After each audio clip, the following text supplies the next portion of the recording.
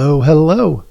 Welcome to Healthy Perspectives, a podcast that takes on current cultural and social issues through a clinical lens.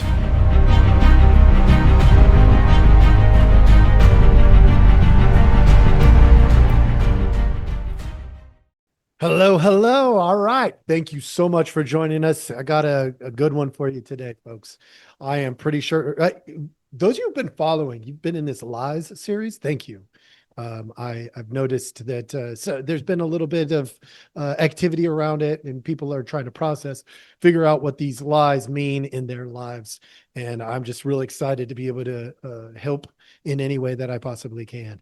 But today's episode is going to be a little bit different than those.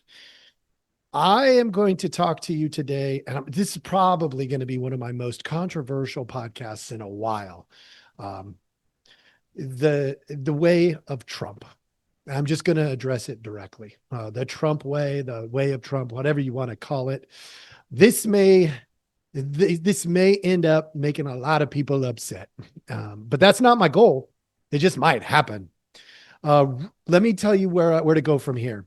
Rule number one for today is listen to it in its entirety, or don't give me any feedback. I don't want it. Listen to the whole thing. Listen to it in context, beginning to end, or don't respond. I don't care. And it's not because I don't actually care. It's just too many people are going for clips. And clips, if I put out clips, those are designed to drive you to the context.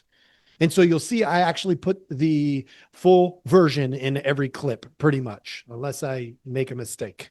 They're always there. I try to do that anyway. Rule number two for today, when you get pissed, because most likely you're going to get upset, that's on you, not on me. That is on you. Don't look at me as the problem. I am not the problem. I have vetted my content today very carefully to make sure that I stay on point. Minus if I go off on a rant at the very end, but you will hear that. So if it happens, and I have no plans to do that. There's going to be one point of clarification that I want to make right from the very, very beginning. I am focused on process, not character. When I look at process, that's different than looking at character. I'm not passing a judgment on a person, whether that's somebody who is a Trump follower, a Trump antagonist. It's if you hate the guy, which I think is a waste of time and energy, because I think every time we hate, it's a waste of time and energy. I am not judging you either. I'm not judging whether you like him or don't like him. I am not judging Donald Trump. I am not judging his family or his friends, the people who follow him or don't. I am looking at process. And that is it. Process. If you get to the end of this and you lose track of process, you're a fool. You're a fool. You are taking this out of context, and it will mess things up. And I'm not interested in having conversations with people who won't look at it in context. So, the tip of the day today is process matters. All right. Remembering that we address cultural issues through a clinical lens. That's the only way for me to attack this issue. It's not always about who you think is right or wrong. It's about healthy process. So process does matter. Foundations. I got to break this up. I gotta make this fourth grade level, because there are people like me out there who need it in fourth grade level. There's two worlds we are working in when we talk about this process. Two. And you got to know that both of those exist simultaneously. And if you can't hold two concepts at one time, probably just turn this off now.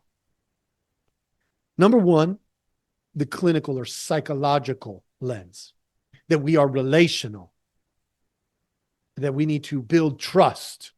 And the second bucket is going to be politics, the political arena. Now, there's overlap in these two areas. I'm aware. And I'm going to talk about the process and the implications of the process. And if you're unwilling or unable to see them as similar but different, shut it off. Just don't listen to this one, because it will just make you upset. Because you sitting there listening, watching, you already have an idea of whether you like Donald Trump or you don't like Donald Trump. And your bias is going to want to get in the way. And I'm saying check that at the door. Don't bring that into this podcast. Not right now. We can deal with that some other time. Happy to, just not today. So the psychological or the clinical lens. Trust is foundational. The political lens, perception is foundational. In politics, they don't care if you believe them. That's why they can lie to you. They can keep secrets from you. They can deceive you, and they can justify it. It only matters what I can make you believe. That's the political side of it. What can I make you believe? So therefore, lies, secrets, deceptions, the sales pitch is what it's all about. But in the psychological, because it's about trust being foundational, truth, authenticity, transparency are required components. And those are communicated verbally, non-verbally, and paraverbally. Whew. All right, I've already said a lot of stuff. Let's talk about the Trump way of doing things. Trump, in his politics, he is trying to meld these two worlds, just like all of the politicians do, just as much as necessary to get you to believe what they need you to believe. He's no different. He's not doing anything different. He happens to not be a career politician, so it looks and feels super different, but it's not. He, in his first term, learned how to play the political game. And the political game is about perception. It is not about building trust. So he's playing the game. Like it, don't like it, that's his process. Now, let me talk about his incongruence in communication. Incongruence means he says one thing, he does something different. Well, Trump's nonverbals are not lining up with his words, with his paraverbals. His paraverbals are really, really harsh. Like, they sound uncaring. But the reason we know he's playing the game is because you can look at how he talks to and communicates. There's plenty of evidence out there to the people that are close to him. And it's not uncaring and harsh. So what's his way of figuring out who to talk to in one way and who to talk to in a different way? And let's be real, he has never really liked the media, at least over the last 8-10 years. So he has two categories. You could figure this out. What are the two categories he puts people in? He puts people in friend or enemy. That's it. Watch him. Listen to him. If he's talking to a reporter, they're either a friend or an enemy. That's why he cares so much about who are you with, because he's got them categorized. Friend, enemy. And then he justifies his behaviors based on whether they're friends or enemies. Enemies, it doesn't really matter how I treat you, because you're an enemy already. You don't like me, I don't like you. But with friends, it does matter how I treat you. He jumps into the psychological side, the clinical side of, I want to maintain trust. And for him, people can flip-flop. They can be a friend in one category, one objective. They can be an enemy in another. When you take this context and you apply it to what he's doing, you will see some things start to pop for you. He is long-term visionary. He's long-term. He is fighting for things right now he will not live to see. Now, the question is, why is he doing that? Why is he fighting for things he will not see? Is it because somebody is behind him manipulating him? Well, no. That's not a Donald Trump feature.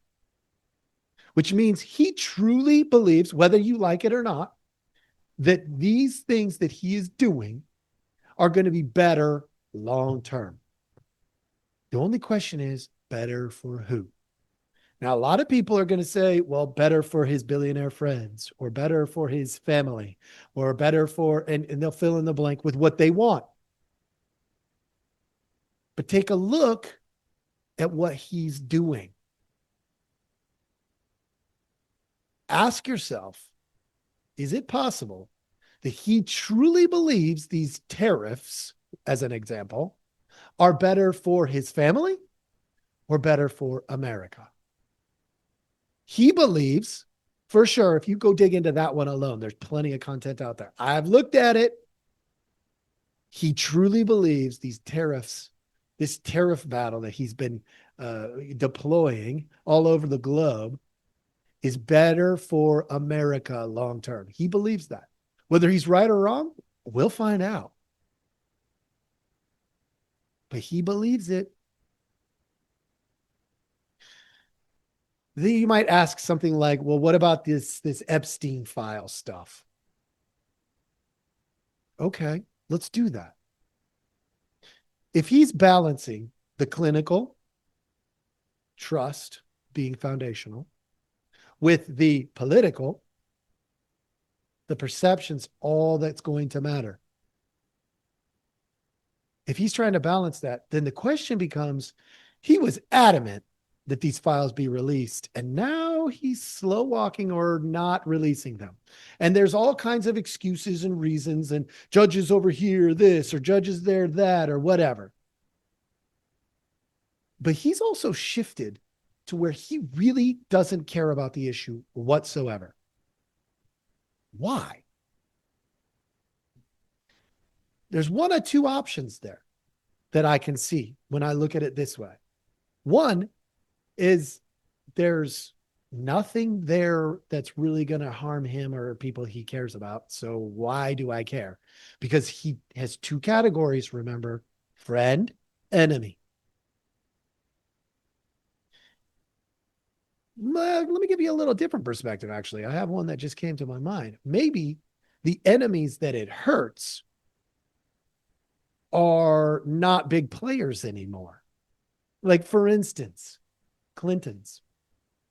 The Clintons, they're really not big players anymore. They were. They had a lot of wielding of influence at one point, but not so much today. The most that they can hurt anybody is they can go out and talk publicly whenever they want. Somebody will have them come in. Ooh, big deal. With the way things are going now, and everybody in the world, including us at Healthy Perspectives, having a podcast, that has lost a lot of power. So maybe he's just like, it doesn't really hurt my enemies, so I don't care anymore. Because that's how he functions, like it or not. But then there's this other perspective that maybe it does hurt somebody he cares about. Whether that's himself. We know he cares about himself. He likes talking about Trump. There's that narcissistic, aptitude in there for sure, if not full blown, right? Because I'm not his counselor. I can't diagnose that, but he definitely has the narcissistic tendencies, the us and them tendencies, which is why he's so strongly friend or enemy. You're either in or you're out. Last I checked, he is not the Lord God. And he doesn't get to decide who's in and out. Not at the end of this story. But if somebody he is really close to, that he loves deeply, is in there, I could see him swinging to the other side because the way he talks to the people he cares about and the way he protects the people he cares about. And he is capable of flip-flopping, because if one of those people or many of those people become enemies, then game on. He will release it in a heartbeat. See this game that he's playing, this Trump way of doing things? He's trying to navigate both of those worlds, as most politicians probably do if we take a look at them all very closely. If this is the Trump way, look, I'm not here to sway you to buy into what Trump is doing or not. I'm here to say, look at his process. Is that the way you want your politicians to work? Is that the way we want to play this game? Do we want to, this process people? Do we want to marry the psychological, the foundation of trust with the political? Folks, this is a battle that has been going on since America became America. What does it take to build trust? Truth, authenticity, and transparency. What have we never really gotten from politics? Truth, authenticity, and transparency. Do we want to marry those two things together? That's a process question. What would happen if we marry those two things together? And we say, we expect of our politics to be just like our need for love and friendship. Do we want politics like that? That process would be very, very different. If you infused truth, authenticity, and transparency into the government, then these sales pitches could go away. It might raise fear. Think about it. What if there are aliens? And what if they are coming after us? Hypothetically. Do we want truth, authenticity, and transparency? Do we want the risk of living in fear every single day? Do we really want to know all the terrorism that has been averted?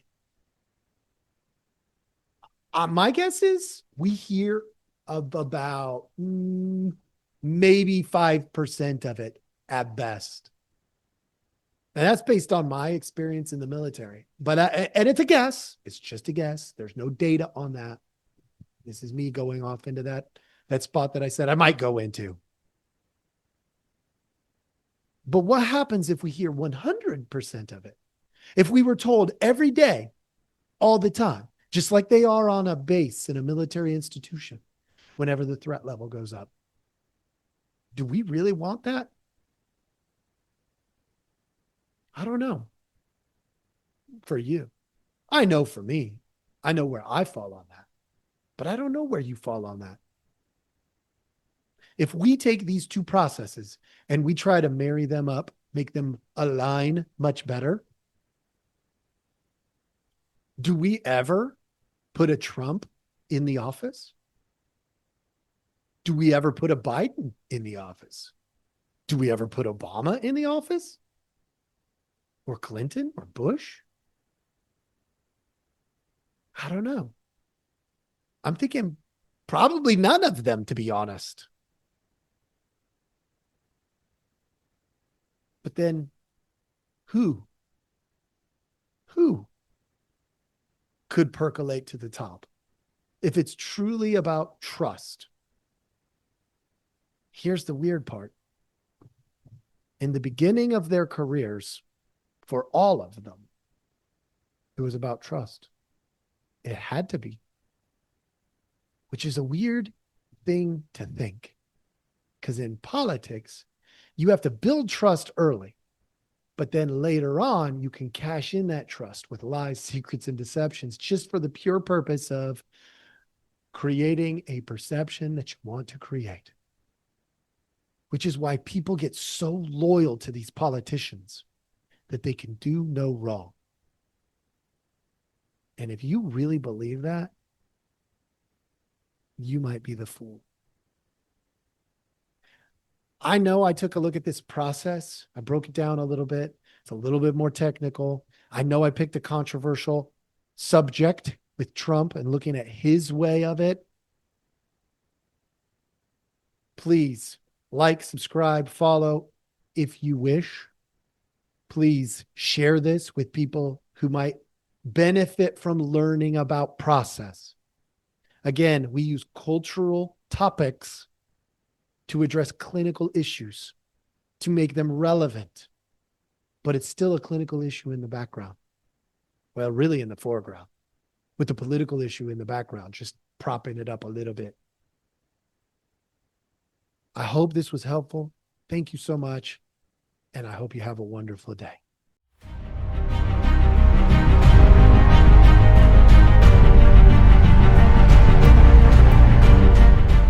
Hey, everybody. Thanks for listening. We appreciate our audience a lot, so we give you some simple ways to track us down. Please like, subscribe, and follow all the podcasts on different platforms, but you can also email us at healthyperspectives@protonmail.com, or you can check out our website at healthy-perspectives.com/podcast. It's a backward slash. So if you want to go to our landing page, if you go to healthy-perspectives.com, you'll still find us. You just got to click on the podcast button. Thank you so much.